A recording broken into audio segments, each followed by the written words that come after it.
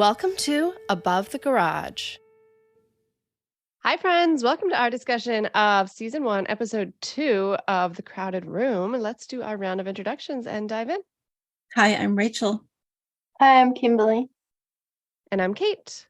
So this episode is called Sanctuary. It was written by Akiva Goldsman and directed by Cornell Mundruso. I'm very sorry for butchering that name. Episode 2 opens with Rya visiting the house, which has street number 9, by the way. Nobody's home, so she helps herself to a little snooping. There's a note for Danny to meet for fish and chips at Cambridge High Street at noon, and lots of little medical creams on a table. Another mirror shot of a heart with A plus J in it, which we later learn is Ariana and Jerome. And upstairs, Ariana finds blood all over the walls, glass shattered all over the floor, which we heard referenced by the police in the last episode. Obviously, something violent took place here. Downstairs, she finds a book of Danny's paintings, and as she's flipping through it, a bird flies out of nowhere. Seriously, where the fuck did that bird come from? She was in front of the fireplace. Ah, thank you. At first, I rewound it because I was like, did it come out of the drawing? What's happening here? Because she found the book in the fire. But that like would have scared the shit out of me too. Yeah, in an otherwise previously silent, empty living room, a bird flies out. I would also have run out the door. So good instincts there.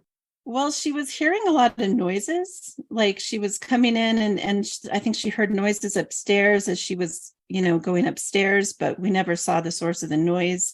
And then I think she heard noises downstairs and went back downstairs. And I wasn't sure if the bird was supposed to be a somewhat like source. The source of the noises that she was hearing. Yeah. So big question mark there. I don't know. I have a whole lot of big question marks as we can. Yeah, there's lots of big question marks. I really like the shot when you see the mirror and it says J&A heart, and then you see Amanda Seyfried looking into the mirror. I really like that one. This whole house is so beautiful. We talked about it in the last episode, but like the light that comes in, like the light that they get, right? It's great. And I was noticing the camera flares, like as she's coming in, there's just a lot of that going on, which I'm assuming was done deliberately, but I think it's just like the effects of the light in the scene is really beautiful. I don't know if there was meaning behind that. I just think that it was kind of just a gorgeous way to shoot her coming into the house. Yeah, I really like how the show is shot. Mm-hmm. Back at the interrogation, Danny swears he got the gun, not Ariana, because Ariana needed rescuing. Rya points out the inconvenient truth that his story is she shot 2 people and now he's here all alone. Are you sure she needed the rescuing?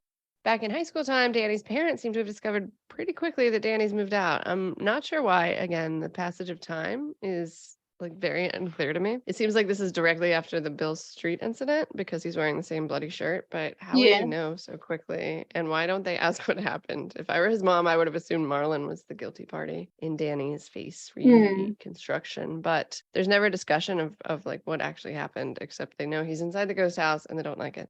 Anyway, as Marlon's pounding on the door, Yitzhak tells him he's got to handle it if he wants to stay, but that lasts for like 5 seconds while Danny stands out there frozen until Yitzhak comes out and handles it for him. Calls Marlon a coward, tells him not to talk to a woman that way, that he's a bully and all bullies are cowards, and it works. Marlon walks away, and Danny's mom simply walks up to Danny to get a good look in his eyes, double check with him, and I guess she sees that Danny believes he's going to be safer there than at their house. But what did you guys think of that scene? Did you have questions?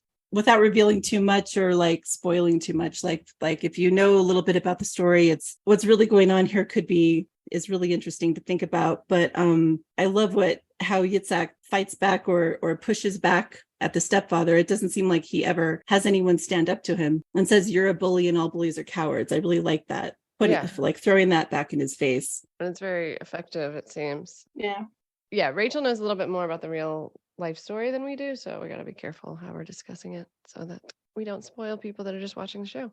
I thought it was interesting as well how his mom was looking at him and she didn't say much, and it's like it's like she was communicating something with her eyes. It's all a bit odd. It is very odd. Seems like there's more going on than we understand. Maybe it was not a normal reaction by the mom, because it is. I think in the next scene, Rya points out at some point, maybe it's not the next scene, but at some point Rya questions the fact that his mom and stepfather left him there for 3 years. Like it is strange that they would just allow that to happen. I mean, Danny points out I was 18 I mean, technically, maybe Right. they couldn't force him to come home. Or that's the only thing he says before he switches to like, they're my family now. Right. And she also knows, she has to know that the home life with the stepfather has been Right. like hell for him. That's in my head. That's how I rationalized it. Like, Yeah. he's not safe in her house, and she's, she's come in and had to tell Marlon to unhand him. So who knows what he's doing overnight when she's at the hospital. And if he thinks this is a safer option, as a mom, you'd have to consider respecting that, because you can't possibly know everything that's going on in the house. Yep. Just before this scene too is when we start seeing those weird flashes to like the flooded looking basement. I had a note on that too. Like that comes in and out. So Yeah. I don't know what it is, but it's really strange. It's like this broken down house with this, flooded basement as you step down. That's like standing water in the bottom. And I had a note in there too, that there was a shot of that. And then there was a female hand, which I think is Ariana's, that touches a leg that's wearing sweatpants. And then Danny wakes up. So I was wondering if that was like part of a dream he was having, maybe, but don't know. As it goes on and we see more flashes, it kind of just reminds me of the title, like The Crowded Room. Yeah, same. Rya suspects something's happened between Danny and his stepdad and the interrogation, but he won't tell her if there was something that happened. And she points out again how strange it is that Yitzhak pops up right when he needs him. Back at the house, Yitzhak is full of rules. No drugs, no sex, pay your rent, you'll be safe from those bullies. Danny has still not changed his bloody shirt. He's got to go pick up clothes. And now we have more bacon. Ariana is also making BLTs. There are a lot of BLTs in the show. Yeah, I found that kind of strange. Yeah. That was the exact sandwich as his mum makes. Yeah, exactly. I don't know about you guys, but like a homemade that BLT is it doesn't happen in my life that often. Maybe it's more common for other people to make BLTs. There was a very brief phase in my childhood when I think my mom was on a BLT kick. So it might correspond with something like this. But no, typically, no, I do not get the bacon out and make a BLT. Right. I make a turkey sandwich. There's just so much more work to it. Like you have to cook the bacon and everything. So, but Danny loves his BLTs. Yeah. He seems to interpret the BLTs as some sort of sign of love or affection, judging from his face when Ariana offers to make him one. Yitzhak's also already gotten him GED books. Again, I'm confused on the timeline here, but I've already said that. And also, why the GED books before a clean shirt? Come on, Yitzhak.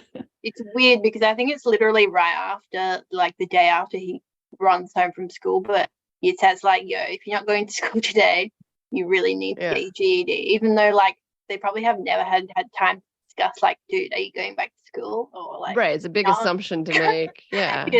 He was getting on pretty well in school. Even Danny says that was fast. He acknowledges that he got the books fast. Yeah, strange. Everything's so strange. Anyway, Ariana tells Danny that Yitzhak got her out of a jam similar to his, and that's all he knows about her. He's telling Rya, except that Ariana's a night person. She'd come home and Danny would wake up, tells him to fuck off, and then she turns on some music while she sobs. He says she drank a lot, hit the walls, but mostly just cried. He can't remember a time when his mom wasn't fighting with Marlon at home, but with him and Ariana, it was different. They didn't talk, but they understood each other. And he lived there for 3 years. He paid for his rent through Johnny's new marijuana dealing, which I also find odd because what value is Danny adding to this marijuana operation? Johnny procures it. He sells it. Why is Danny being cut in? Johnny is making all the money for Danny's rent. It seems it's weird. And at some point they reference him as like the investment guy, but that doesn't make any sense because Johnny's making the money, like Johnny is literally everything, including the investment guy. It's so weird, unless he's just getting paid forever for the $100 borrowing from his father. Maybe. It's all really weird. When Rya asks if he can remember doing things for Yitzhak, any errands, he shuts down and gets defensive. Danny says those 3 years in the house was the only time that he was ever happy. And here's where she questions why his parents would have just let him live there for 3 years. He doesn't really answer. He just tells her Yitzhak and Ariana became his family as we see him go to the store for groceries. And who is at the grocery store but the beautiful Annabelle? Back from college. She casually apologizes for being a bitch to him back in high school, and it all seems like water under the bridge. So he invites her over on Friday. He's having a party at his house. I mean, at first I thought it was nice that they were both so like just sort of chill and casual with each other. And I was glad, even though, like you said, it was very casual, but she does apologize. She acknowledges that she was an asshole to him. I mean, and I was thinking back about that scene at the school it was bad enough that she dumped him immediately, but to send that awful Eden to do it when she was such a jerk about it. I mean, just the way she handled it was absolutely the worst way anybody could handle anything, really. Yeah. And just hurt. It was just added so much salt to the wound, and the fact that Annabelle was still standing there watching it all happen. It, like, she was such a coward to send Eden to do her dirty work and to do the hard thing of breaking up with him. But I'm glad she apologized, and I guess for him, like you said, water under the bridge. So, and to be fair, like, a lot of people do shitty things in high school, and that is not an excuse, but probably much more rarely do they apologize for it a few years later. yeah, right. They're pretty cute together too. Like, their banter is. Yeah. Danny's very likable, in my opinion. Yeah, he's a real sweet guy. And there's a high school reunion at the grocery store. Johnny's in the parking lot now. Also, points out he's breaking the rules, inviting Annabelle over to that ghost house. No parties was one of the rules. We can presume Mike is loving the house that night. Johnny wants to know where Ariana is, and speak of the devil, Ariana appears. She's not a fan of the drugs being done in the house until she lights one up 5 seconds later, and they all get high together. And then in walks Annabelle and her friends. He said it's a party, right? And we have a repeat of high school. Annabelle and Danny, like, couple up on the outskirts of the party. They're having fun together when Eden crashes, tries to get Annabelle to leave, but this time Annabelle says no. And Eden just tells Danny to wear a condom. But then when Danny and Annabelle start kissing, Ariana walks in and she wants in. Check that. No, she seems to want Annabelle all to herself until after they're hooking up. She does invite him, but he doesn't take her up on her half-hearted offer. The next morning, he's cleaning up when Annabelle sneaks up behind him and acts like really girlfriendy. Tells him he can kiss her. She's a real mindfuck. And then he walks her out with Ariana looking down on them. She really did him a cock block there. Yeah, that was fucked up. I'm sure he might have enjoyed himself watching, but like he probably would have preferred to be in on the action. But yeah, I thought that was kind of mean and sad. Yeah, it was sad. I thought it was funny early in the down in the kitchen. Ariana's reminding him of the rules about no drugs, and then she pulls out her own joint. Yeah. When she tries one of theirs and it's awful. So she's like amateurs, and she pulls out her own joint and lights up. I just thought that was funny. Perfect rolled. Oh, there was like seeds in theirs, right? That's really bad. Yeah, that's what Danny says. Like, aren't you supposed to tap out the seeds? I love the shot of the stained glass on the door when Danny and Annabelle are looking like at each other through it, and then when she takes the joint out of his mouth, that was awesome. I love that shot too, and I think that parallels one of the shots in the opening credits, because there's one where like two people and then they like share smoke or something, like passes from one mouth to another. So I don't know if they're intending to replicate scenes from the show in that. I think it's all very abstract, but that particular scene was reminiscent of that drawing from the opening credits. Yeah, I still love the opening credit sequence. It's so beautiful. I was a bit sad that when Danny was reading on the porch a comic, I'm just kind of sad that it wasn't Spidey. Good point. That would have been awesome. I didn't even notice it was a comic book, so I think that would have been a very cute Easter egg if they'd thrown that in there. I was hoping for it, but yeah, so later outside on the porch, I love when it's raining all around you, but not on you, by the way. So I like that scene. But anyway, Ariana comes out to check in, wants to make sure last night was okay, which she swears it was. And Ariana suggests Danny kisses Annabelle too next time, and then invites him for a burger. He seems to be shocked because it's not a BLT, but no, because they don't really do things together. And then they run out in the rain. That I do not love. I do not like wet shoes. Ew, no. I was just going to say, I just love how she's trying to cover herself with her leather jacket, even though there's like no hood, and she like doesn't even pull it up. I'm just like, that's useless. And it's like a very short, small leather jacket on top of that. It's hardly worth the effort. There's a more effective rain blocker later on in the show. Oh yeah, the kite. Yeah. Anyway. At the diner, he checks in with her, tells her he hears her at night. Is she okay? But she won't tell him the bad shit that happened to her as a kid. Rya points out that Ariana seems like she was made to order, a perfect best friend for him, i.e. too good to be true. And then we see her being accosted by some guy, Benny, who seems pretty fucked up himself. And Ariana gets pissed and blows Danny off and runs off. Rya points out how profoundly unstable Ariana is, the way he's describing her, and asks what she was doing at night. And then we're with her as she gets made up. She must go through a lot of eyeshadow in a month. Yeah. And walks into a club where the bartenders know her drink order. So that's where she is at She night. literally walks into the club. She walks right Yeah. past the line. People know her. She walks right past the bouncer Like and a just home to right her. into the I mean, they just let her right in. So she's a regular. Yeah.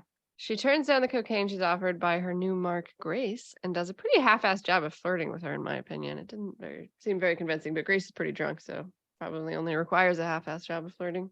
And it works. She puts her on her tab. That was fast.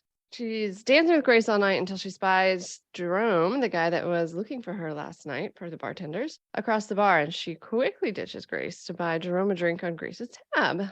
And then they dance the night away until he fucks her in the bathroom and she looks sad. Later on the couch, Grace returns and Ariana makes a point of making out with her in front of Jerome, who is pissed and knocks them off the couch, screaming, "What the fuck? I love you." But apparently she's got some rule about not saying I love you or something, because she screams, "I fucking told you," and he begs her not to do this, and she pieces out. I wasn't sure what she was referring to when she said "I told you," but that makes sense since she's so I think sensitive it was about. right after that. Right. And then she further confirms it. It's very sad. I wanted to cry for her, honestly, like in several scenes in this episode. I wanted to comment back all the way back to when she's getting ready to go out to the club and she's putting all her heavy eye makeup on in the mirror. I don't know what meaning is behind it. I love the way they use the mirrors, because like as she's leaning in to put the eye makeup on, her face is split like 3 or 4 different times, like vertically. And then there's like another shot where there's like 2 mirrors and she's like split between the 2. And it's always makes for really cool effects. So just wanted to say that. Yeah, everything else is really getting into Ariana's brokenness and kind of like introducing us to that. And she has this release going out to these clubs and stuff, but it's like anytime like she says later on, anytime anyone gets too close, she just shuts down and has to push him away. Yeah, she never seems happy though. Like even if this is her release, there's like no point during the night when she seems happy. Not really. You're right. Yeah, with Jerome, not really. not when she's on the couch with Jerome. Like at first when she seems like happy to see him, and that confused me at first. I guess I was expecting him to be like her pimp or something, and then she walks up to him and she's clearly like being nice and happy to see him. But from that point on, she seems like she's like suffering. Yeah. But she says she loves it. You know, she pushes him away because she likes him. So I don't know. Yeah. She's totally fucked up. There was another detail when she's dancing with Grace and then Jerome approaches her and she pushes him away. He actually accepts that and walks off dejected. Like I could imagine some guys in that position, like making a scene or pushing back or, you know, getting mad or blowing up on the dance floor or something like that. I kind of really believed Jerome's feelings for her. Like he really seemed genuine about loving her. Yeah. He kind of fucks that up later, but yes, I agree. I'm a broken record at this point, but the whole scene of the dancing and the lights and everything was just chef's kiss. Mm-hmm. The music too, like when she walks in and it's Disorder by Joy Division that's playing, and that song, because it's like 79 I think, so it's like right on the cusp of 80s, and it had a very kind of early 80s vibe to it, and I kind of like that. And it's just, I love their music choices. It's always very cool, setting the time period and the tone of whatever they're doing. It's very good choices. Rya listens to Danny talking about Ariana and deduces she must have trusted him a great deal before we see Ariana coming into his room in tears and asking for help. Rya ends this episode like the last one, confronting him about who got rid of Ariana. So those are new words. Seems like she's always revealing something new to us and getting aggressive with him at the end of the episode interrogation. And then we see Ariana walking into the creepy as fuck basement with the flooded water, and I don't know, what are they, mannequins? Before it goes to credits. Are they mannequins? I thought they were real people, but I don't know. I mean, well, they are people. Yeah. But when I initially saw it, I was like, you know, people don't sit in flooded water. Yeah, inanimated, sleeping, dead. They look pretty good for dead people too, like, you know what I mean? Like, yeah, I don't think they're dead. Speaking of that, I read this article the other day that they dug up this nun who died like I don't know, maybe it was like 50 years ago or something, and her body hadn't decomposed at all, and she looked exactly like she did when she buried them. Oh, that's what they say about saints and stuff. Yeah, but like it's so crazy, and there's a picture, and she Like it's for real? yeah, it's crazy. Wow. Creepy. Instant sanctification, I hope. Wow. Just a quick comment back on what Rya, like you were pointing out, she's pointing it at Yitzhak, getting rid of Ariana. And she says, "What are you not telling me? What are you not telling yourself?" And Danny jumps up, just that reaction. And then I believe, like you said, like that's how it ends. But Right. I love that she pointed that out to him. Like, what are you not telling yourself? And that really gets to him. So Yeah. I like how she's slowly like walking him through the logic. it seems like law enforcement is dead set on Danny being a serial killer, but I don't necessarily think Rya agrees with that. I don't know what you guys think. So I think Rya has her own theories and she's trying to, little, like you said, little bit like pulling it out of Danny. But I also think Danny is not fully aware of what is really happening. Yeah. I think it's necessary that she handles him the way that she is. And Yeah. slowly So walks she's him little through by everything. little, very gradually. So she's doing it very well. Yeah. And it's very intriguing the way it's just like coming out little bits at a time. So good episode. I really like that one too. It's keeping me going. So very intriguing. All right. I think that's a wrap on our discussion of season 1, episode 2 of The Crowded Room. Come back in a couple days. Our episode 3 discussion will drop. And then thereafter, our episodes should drop on Fridays, the day that the show comes out. So we'll see you in a couple days. Thanks for listening. Bye. Bye.